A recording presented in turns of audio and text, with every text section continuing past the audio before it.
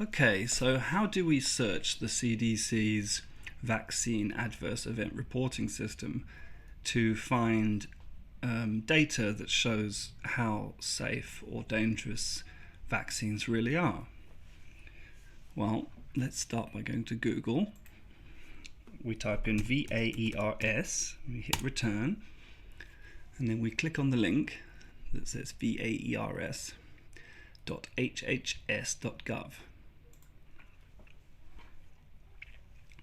My internet is very slow today, unfortunately. Well, let's see how we go. Right, that brings up this page. We scroll down to where it says search VAERS data. We click on that. That takes us to this page. There's a little bit of a convoluted process, that's why I've made this video. You then have to scroll down to the bottom again, click this little tick box that says I've read the disclaimer, and then you click search CDC Wonder. Okay. And that actually takes us to, oh no. Yep, that takes us to this page. And then again, you have to again tick a disclaimer. They're very concerned with trying to convince you that actually the data you're about to see is irrelevant, which is quite sort of bizarre, really. I don't know why they set up this system to gather data about how dangerous vaccines are, and then if anyone tries to actually find that data, they have to read through all these disclaimers where they're told that actually the data is meaningless and they shouldn't listen to any of it. Like it says here, the number of reports alone cannot be interpreted or used to reach conclusions about the existence, severity, frequency, or rates of problems associated with vaccines. Well, that's exactly what it can be used for, because, you might, whilst it might be true that not every single report can be relied on as being completely factual, I mean, realistically, what percentage of reports would a reasonable person suggest could be disregarded? I mean, even if you disregarded 50% of the reports, you're still talking about a huge number. And I think, saying that 50% of the reports are not valid is ridiculous. I mean, I would say, maybe 10% of them might be incorrect in some way. I mean, it's just kind of common sense, really, isn't it? That if thousands and thousands of people are making these reports, we'll have a look at some of the reports in a second. I mean, many of them are very clear. They say the patient went in, they had the vaccine, they went home, they immediately felt sick, and then they died the next day. I mean, when you have continuous reports of that nature, and then we're told in this disclaimer, oh, but you can't actually, you can't rely on this data to come to any conclusions. Well, what data can you use then? Because the vaccine manufacturers aren't collecting this data. This data is, another thing that it says is completely voluntary. And, it's basically, it's up to the patient or the family of the patient, in most cases, to actually make the report. The nurses and the doctors are not told to make these reports. These are voluntary, and if you don't know about the VAERS system and you don't know how to make a report, it won't even get reported. So when they say here, most reports are voluntary, which means they're subject to biases. Well, the real bias is that most of these events are not even reported on here. And I know this for I've had first-hand witness account where I met a lady in a hospital in Australia, and she was actually a trained nurse. She'd done a degree in nursing, some kind of medical degree, and her son, after having a vaccine, had started rolling his eyes in the back of his head, having some kind of strange seizures, and she immediately thought it was something to do with the vaccines. And I said to her, did you report it to the Australian vaccine reporting system, because they have one as well? And she said, oh, what's that? She'd never heard of it. And she'd just done a medical degree. So what kind of bias exactly are we talking about here? The nurses and the doctors are not even told to make these reports, okay? So when it says the reports are voluntary, yeah, it's not only are they voluntary, but most patients don't even know that there's a reporting system, and most doctors and nurses don't even know there's a reporting system. So what kind of bias are we talking about here exactly? I would say that adverse events are massively, massively underreported. So for every report in here, there's probably 50 that haven't been reported. Okay, so that's the bias. That's the real bias here, you know. So this disclaimer is just, it's just ridiculous, saying that the bias is because they're voluntary. Well, yeah, the bias is that there should be much more reported because the doctors and nurses should be told they have to report it. Why on earth is this voluntary? This is ridiculous. It says here vaccine providers are encouraged to report any significant thing to the VA. Well, I don't believe that. I don't believe that. I would love to hear some comments from any vaccine providers who have never heard of this system, or, you know, I'd like to know exactly who told them to make these reports and why are they not. Why are they voluntary? Why do they not have to make these reports? It's an extremely serious thing that needs to be reported. Anyway, so after having to agree to this ridiculous disclaimer, you click here, I agree, okay, because you have to. And then we wait for the next page to load. So that takes us to this page. So now you have to click on, well, I think you can click here, data search. It's not a simple process, and then finally you arrive at the page where you can actually search, and then you have this extremely convoluted page.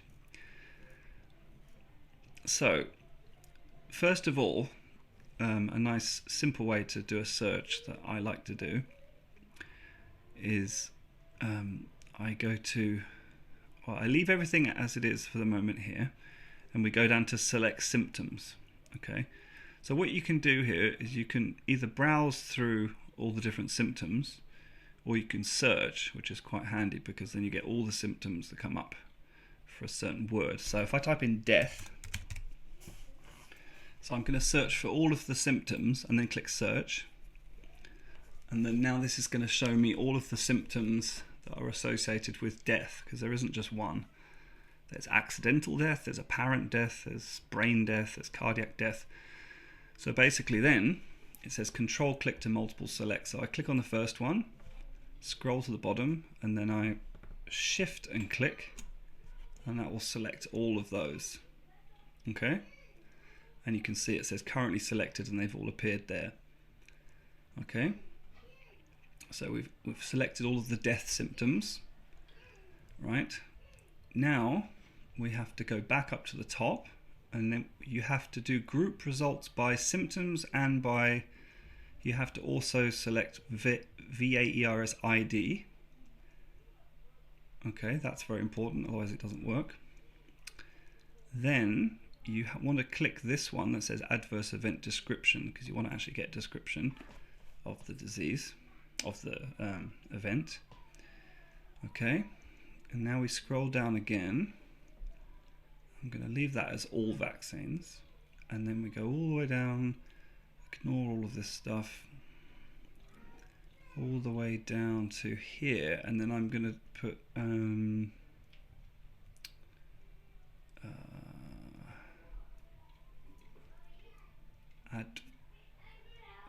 here, so death date. So I'm searching for deaths at the moment, so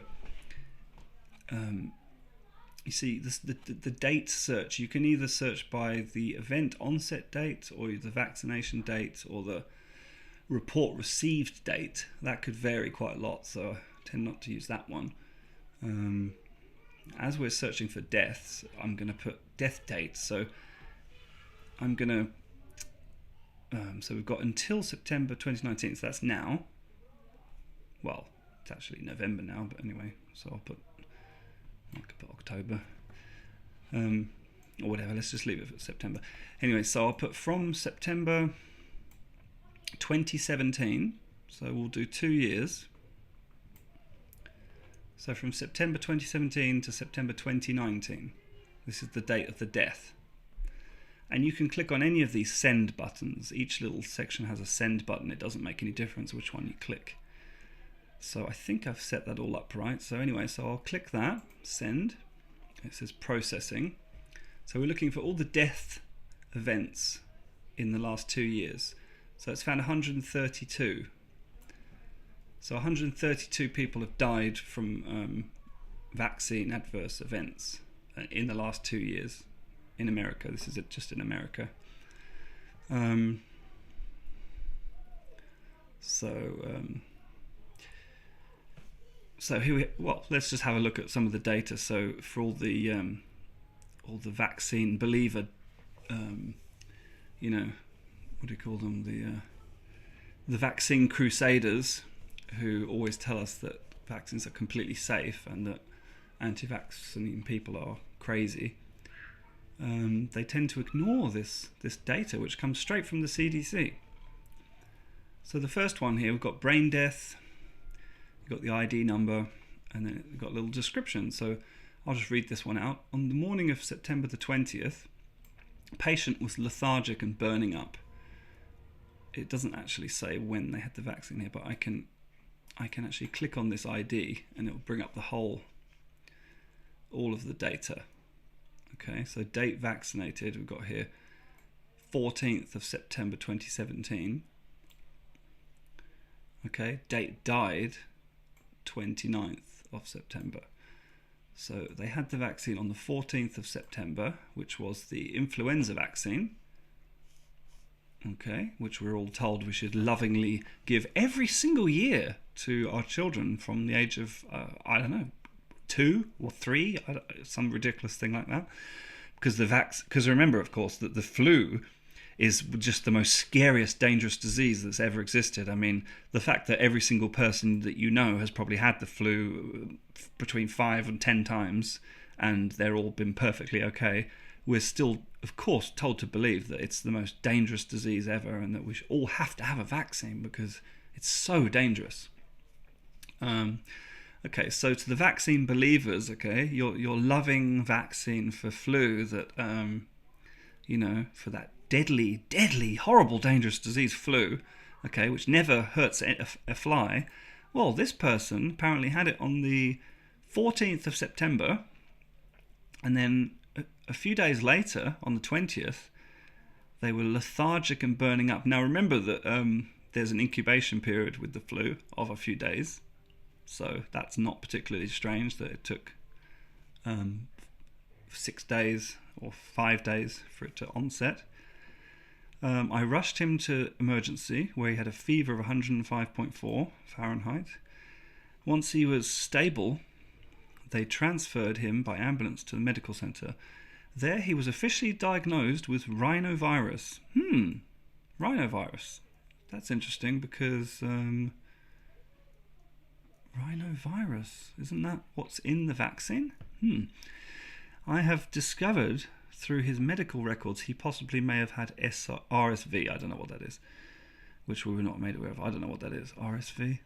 Anyway, while in hospital, they did an ultrasound of his kidneys, checked his uric acid levels. They were at 14.9. He was released the next day. On the morning of the 27th, he was having spasms, which were frequent with LNS. My husband was doing routine positioning taught by a patient's physical therapist to help him out of his fits. At this point, the patient gasped and went limp. My husband ran into a room, called 911. He took them 48 minutes to get the patient's heart back. By this point, the patient was brain dead. He was officially declared brain dead on September 29th. Almost instantly after arriving to the hospital, they accused my husband of shaking our son. You see, this is another thing that happens. They kill the child with the vaccine, and then they say that you shook it to death. It's all your fault. I mean, how many times have I heard that? Unbelievable. The patient age was 6 months old, so it was a little baby that got killed 6 months old, half a year. 6 months old, and they gave it an influenza vaccine. I mean, holy... Oh, why would you do that? Everybody I know has been having flus since forever. What on earth is going on in this world where people think that a 6-month-old baby needs to have a flu vaccine? I mean, this is absolutely incredible. I mean, I can't even believe my eyes when I see this. I remember, and many people, I hope, listening to this video will remember, when flu vaccines first appeared. Does anyone remember that? Because I do, very clearly. I remember going to my local GP when I was about, maybe I was about 18. So that would have been, well, 30 odd years ago now. No, not 30 years. About 25 years ago, 20 years ago, something like that. Anyway, about 20 odd years ago, I remember seeing a poster up in the doctor's waiting room, and it said, are you over 70 years old or over 60 or something, and maybe you should think about having a flu vaccine. And that was how they first marketed them. They marketed them to the very elderly, who they thought, well, if you get a flu, it might be really dangerous for you, so maybe you should have a flu vaccine. Now they're telling you a 6-month-old baby needs one. And then they're dying a week later. Let's go back. Right, next one. Brain death. This one, let's click on that one. A little bit slow, processing, la la la. Right, oh dear, patient age 0.17. Oh my God. This patient was not even 2 months, 0.17, about a few months old. A few months old, not even 6 months old. Oh my God, unbelievable. Unbelievable. Date vaccinated, 24th of January. Date died, 31st of January. Here we go again. Diphtheria and tetanus, toxoids, pertussis, polio, and hemophilus. Interesting. Pneumococcal, Prevnar, rotavirus. Oh dear, oh dear, oh dear. How many different vaccines did they have? It's basically 1, 2, 3, 4, 5, 6, about 6. 6 different viruses they injected into this baby when it was only a couple of months old. And they say over the next 4 days showed a lack of smiling, laughing and playing. Markedly increased sleep, began making bubbles, slightly improved on the 5th to 6th day, but still longer sleep patterns. On the 6th day, you see, incubation time, made cooing noise while being burped and then became unresponsive. Transported to the hospital and brain death pronounced the next day. On day 6. Interesting. Because what is the incubation time for? Let's have a little look. Incubation period for, let's say, flu. It can be well, it says here it's 2 days. Okay. What was the other disease they gave it? What's it called? Pertussis. Incubation period for pertussis. Let's have a look at that. Pertussis. Oh look, 7 to 10 days. Interesting. That's interesting, isn't it? Because on day 6 the baby died. What about rotavirus? I wonder what the incubation period for rotavirus is. Let's have a look at that. Incubation period for rotavirus, 2 days. Okay. What about diphtheria? Diphtheria and tetanus. Incubation period for diphtheria, 5 days. Oh, interesting. So isn't that interesting? So you have diphtheria and rotavirus and pertussis. Diphtheria and pertussis, wasn't it? Take about 5 to 6 days. Right, moving on to the next one. Number 3, brain death. So here we have another one. Age 18, I think that is. This patient had a meningococcal B vaccine, and they had the vaccine on the 20th of June. They died on the 16th of July. The patient was visiting, I imagine, the medical institute where she received the Men-B vaccine about 2 weeks before presenting to a hospital gravely ill. Within days of receiving the vaccine, she developed malaise. Okay, there we go. Within days, she felt extremely sick. A few days before coming to the hospital, she developed subjective fevers and worsening malaise. On the day of presentation, she had persistent vomiting, then had a seizure. She has no history of seizures, that was treated with antiepileptics. She was transferred to our institution. On the way, developed agonal breathing and abnormal posturing. Blah, blah, blah. I don't know what that means. Uncle herniation found on head, CT scan, soon after arrival. She received some drugs and underwent drainage, ventricular drain, and was declared brain dead less than 24 hours after arrival. Interesting. Oh dear. Oh dear, oh dear, oh dear. Right. Over the next, and I mean, you know, I could skip. I could go through a lot of these, but I'll try and find some that have the most sort of clearest description of how soon they died after the vaccine. Patient seen in our office, 19th of September for routine child health examination. This is a child. Patient's 4-month vaccines given. Oh, only 4 months old. It's come out of the womb, a complete and whole human being, injected with multiple viruses. And on the 20th of September, that's the next day. Patient was found unresponsive. Patient transferred. CPR unsuccessful. Time of death. Oh dear. Little baby, 4-month-old baby, dead the next day after receiving its 4-month vaccines. Remember, safe and effective, everyone, safe and effective. Another one, patient passed away. Cause was apparent SIDS. You see, this is the invented little excuse that they came up with to try and pass blame away. Sudden infant death syndrome. That's an interesting little. Oh, the patient died of death syndrome.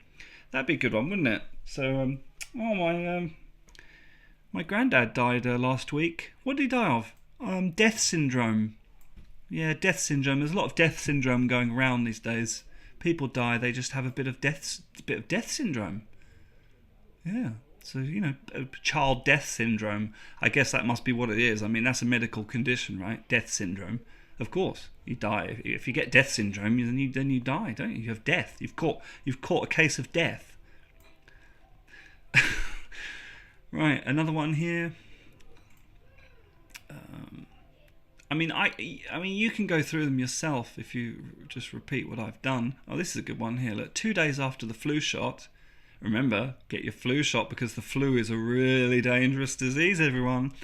2 days after the flu shot, my mother developed a headache that became so bad she went to hospital. It was determined she might have got meningitis. Oh dear. There was nothing ever definitive. Blah, blah, blah. Weeks in and out of hospital. She came home. She never regained her strength. Then she was taken again by ambulance with headache. La, la, la, la, la. She ended up with pneumonia and passed away on November the 7th. Received call that infant had died. Let's have a look. How long did it take this infant to die? Let's have a look. Oh, it was 6 months old, half a year old. Had its vaccines on the 20th of November. Died on 27th. Oh, a week later. I'm sure it has nothing to do with the vaccines. I mean, how could it? Because they're also safe and effective. I mean, when you inject a child with diphtheria, tetanus, toxoids, and pertussis, and polio, and a bit of rotavirus, a bit of pneumococcal, you inject that into a 6-month-old baby lovingly with a needle into its arm, which is not, of course, the actual normal route of any of these viruses. They normally go through the mouth or the eyes or the nose. But when you put them into a little metal tube and you stick it into the arm and you just jab it in there, it's perfectly safe. Right, here's some more. Patient received flu vaccine on... Oh, God, they love writing their dates all backwards and different ways around in America, don't they? God knows what that means. 9th of... I guess that means 9th of October. Patient received flu vaccine on October 9th. Died on October 11th. I guess must just be a coincidence.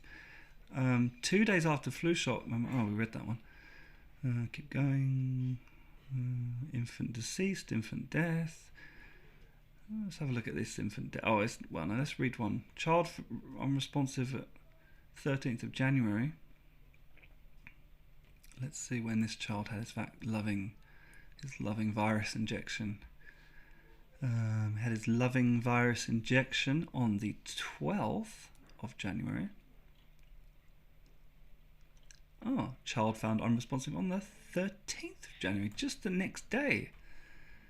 I guess that's a coincidence. That must just be a coincidence because, as we all know, they're completely safe and effective. As Elizabeth Picciuto will tell you, that you're a twisted anti-vaxxer. You're twisted. There's something wrong with you.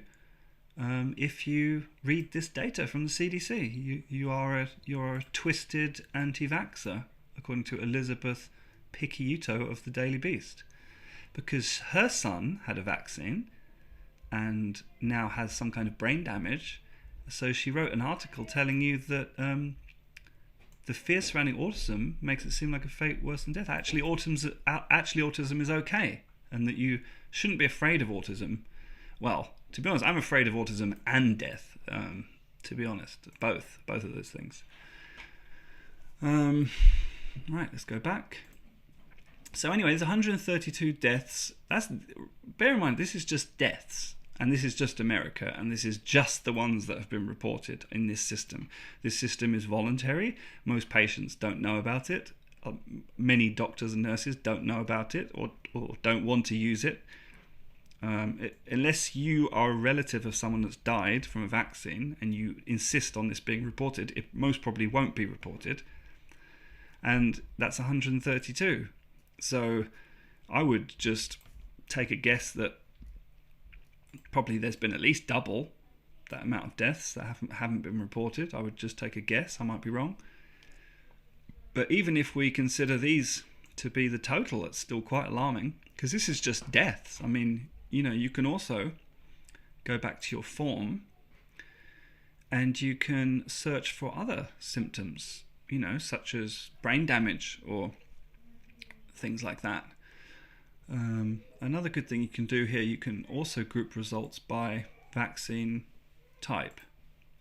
That's another thing we can add in there. So if we send that again, and then we'll get a list of all the vaccines that killed these people, most allegedly, I should say, allegedly. So here we are, that's good. Now we can see the vaccine types. So this one had influenza, this one had rotavirus, this one had diphtheria, this one had pneumococcal, rotavirus, meningococcal, pneumococcal, DPT, DPT. influenza,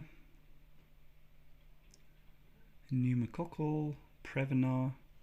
Oh, a bit of seizure. No, don't worry about seizures. We're often told that seizures are just just an ordinary side effect of a vaccine. Nothing to worry about if your child has a seizure apparently. Unless, of course, it gives you hypoxic brain injury and death. Then maybe you can worry about it a little bit. But if you have a seizure and you seem normal afterwards, then apparently that's just fine.